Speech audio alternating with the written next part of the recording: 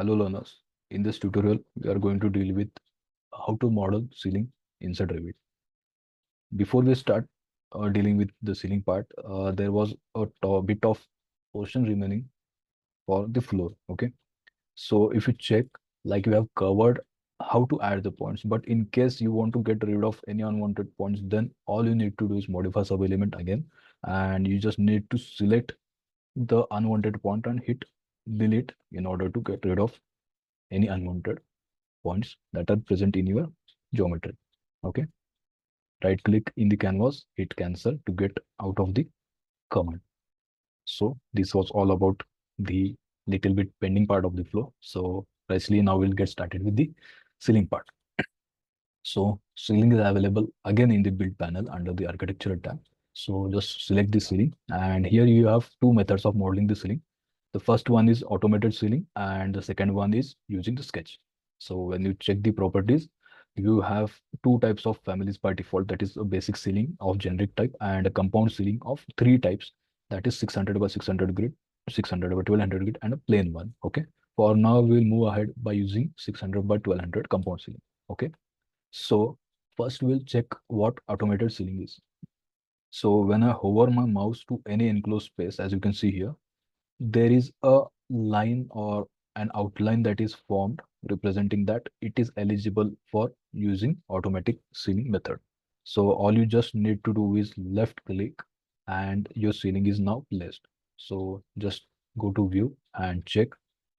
Now our ceiling is placed automatically, and the association for it is level 0 and height offset from level is 2600. You can check that as well. So it's 2600 from level 0 that you can see here. And even if you want to edit the boundary after automatic ceiling, just select the element and under the modify tab, you will get edit boundary option and you can edit the boundary if you require. So if you just don't want this ceiling going here, or if you want to change the shape of it, you can do it to an extent, the extra part, and make sure it's a loop and there is no extension or any form of disallowment at any of the joints, and hit OK. So you can see in the 3D, there is a notch formed at the end of the ceiling as we have edited the boundary. So this is something regarding the automatic ceiling modeling method. So again, I'll go to ceiling and now we will see the sketch ceiling method. Select the sketch ceiling method, and firstly boundary line is highlighted, like Revit is asking us to sketch a boundary.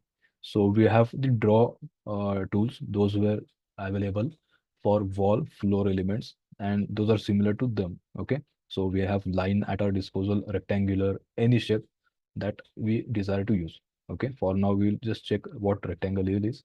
So for rectangle you need to specify the start point and the diagonal end point.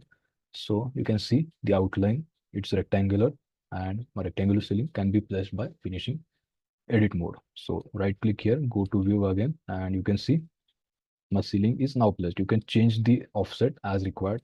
I want this ceiling at 2300 from 0 level. So you can change the offset likewise.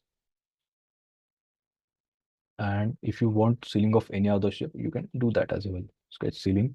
If I want a circular ceiling, just place it here, hit OK, and you can see the circular ceiling is now created. And as we have used the compound ceiling of 600 by 1200, you can see from the bottom, like the pattern of the compound ceiling. To navigate in a 3D space, all you need to, like, you can use the view cube for going from elevation to elevation, like left, right, front, back. All you need to click on the faces of the cube, east, west, north, south, top, front, left, right. Okay. Or if you're not comfortable with that, all you need to use is press shift and middle scroll button, and you can just drag that scroll button in order to rotate in your 3D view.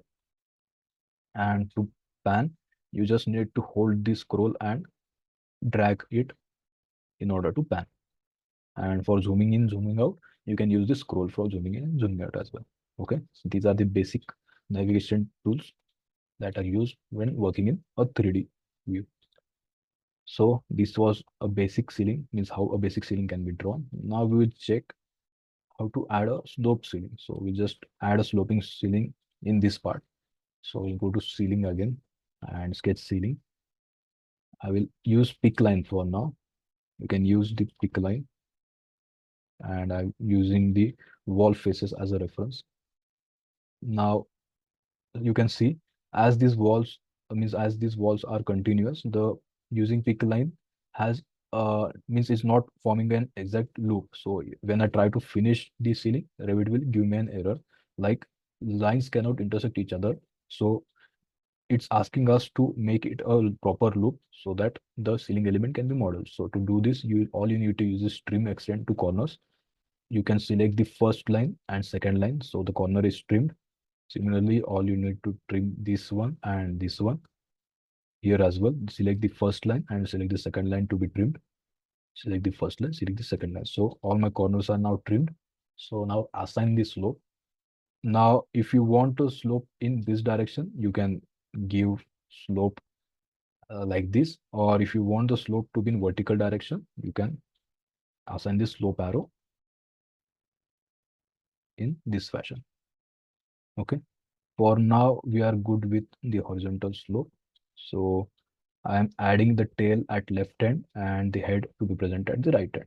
So select the arrow again. And as we have seen in the floor elements, the same stuff is available or the same part is being repeated for ceiling as well. So the specific under specific, we have two types, that is head height at tail and slope. So when we are checking the head height at tail, we need to specify the level at tail and level at head and their respective offset. So for now, we will keep them as 0, 0, but make sure to check the changes that are happening. I will just keep this as 0 and I will give a 500 offset to level, sorry, at the head. And I just finished.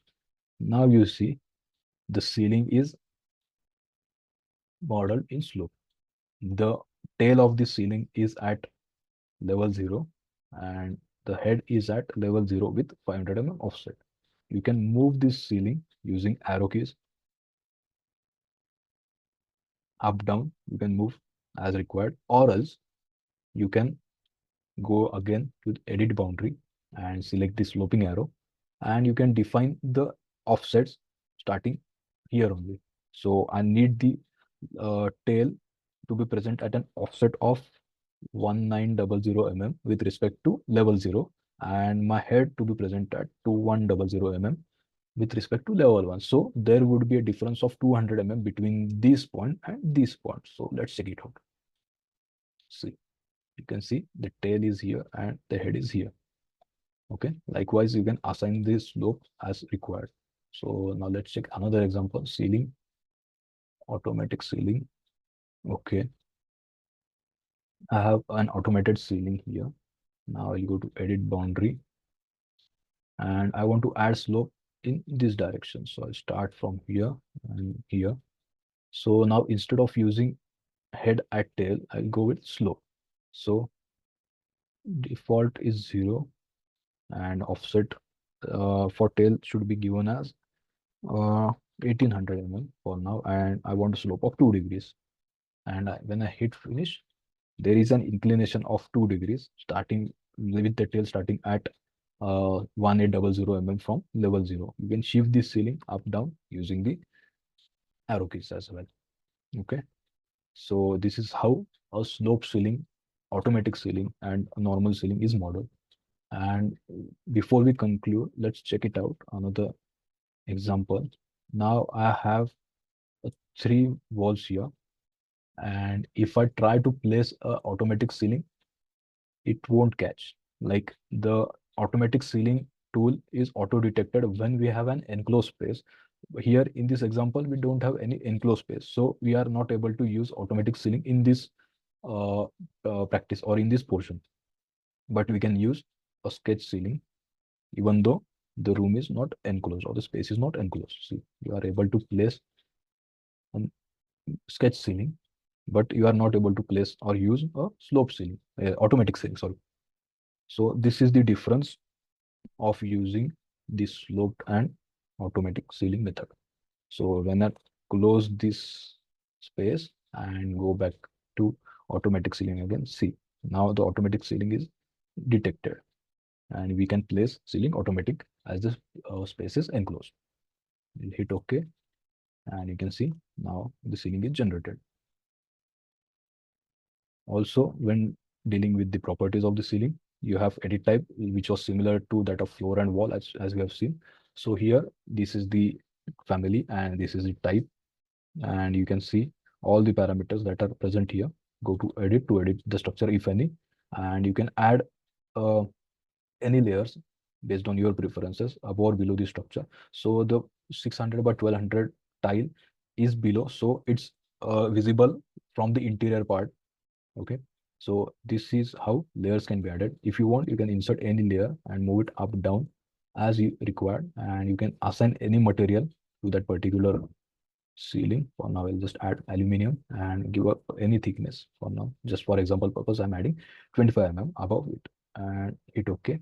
Now the preview looks this something like this, and it's a sectional preview, as you can see here, and go OK. If you see it in section, you can see there is a 25 layer of aluminum added above, and there is a 600 by 1200 layer of pattern, ceiling pattern here.